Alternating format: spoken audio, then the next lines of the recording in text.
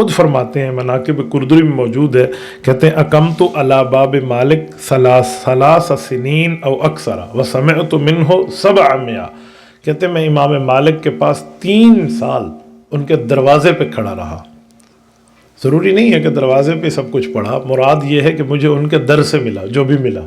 تو کہتے ہیں میں ان کے 3 سال ان کے دروازے پہ رہا اور میں نے ان سے 700 رسول اللہ صلی اللہ علیہ وسلم کی حدیث کو سنا ہے۔ 700 حدیثوں کا مطلب براہ راست سننا، ورنہ امام محمد تو کئی لاکھ حدیث کے عالم تھے جو براہ راست ان سے رسول اللہ صلی اللہ علیہ وسلم کی روایتیں ان کی سند سے سنی تھی، تو اس کی روایات کی تعداد 700 بیان کر رہے ہیں۔ یہ بہت زیادہ ذہین تھے۔ امام محمد کی ذہانت اتنی مشہور ہے کہ حضرت امام مالک رحمۃ اللہ علیہ فرماتے ہیں کہ میرے پاس بڑے بڑے شاگرد پڑھنے آئے ہیں، لیکن جس طرح میں نے امام محمد کو پڑھتے اور ان کو ذہانت میں یاد کرتے دیکھا ہے، ایسے میں نے کسی کو نہیں دیکھا۔ تو کسی نے امام مالک سے پوچھا کہ آپ کیا کہتے ہیں؟ فرمایا نہیں، میں نے اپنے شاگردوں میں واقعی اس جیسا بندہ آج تک نہیں دیکھا جو اتنا ذہن اور اتنی ذہانت لے کر آئے۔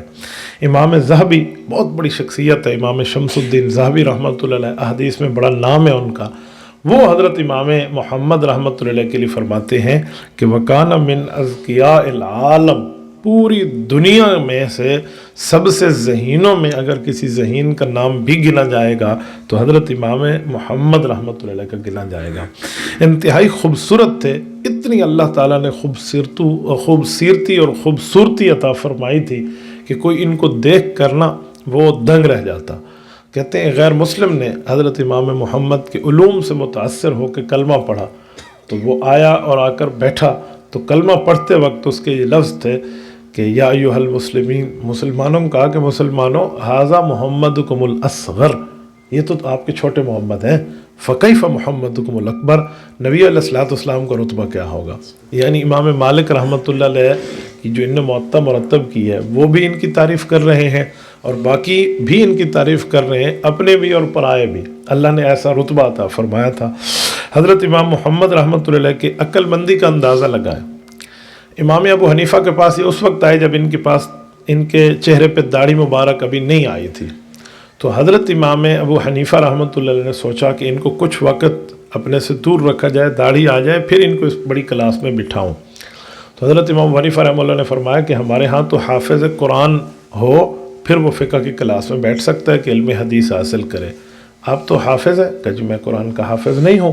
فرمایا آپ جائیے پہلے حفظ کر کے آئیے۔ ان کا خیال تھا ایک عرصہ لگے گا، حفظ کرائے گا، اتنے میں اس کی داڑھی بھی آ جائے گی اور بڑوں کے کلاس میں بیٹھنے کے ماشاءاللہ مستحق بھی کہلائے گا۔ انہوں نے کہا جی وعدہ؟ کہا جی بالکل وعدہ، آپ حافظ بن کے آ جائیں، ضرور ہم آپ کو بٹھائیں گے۔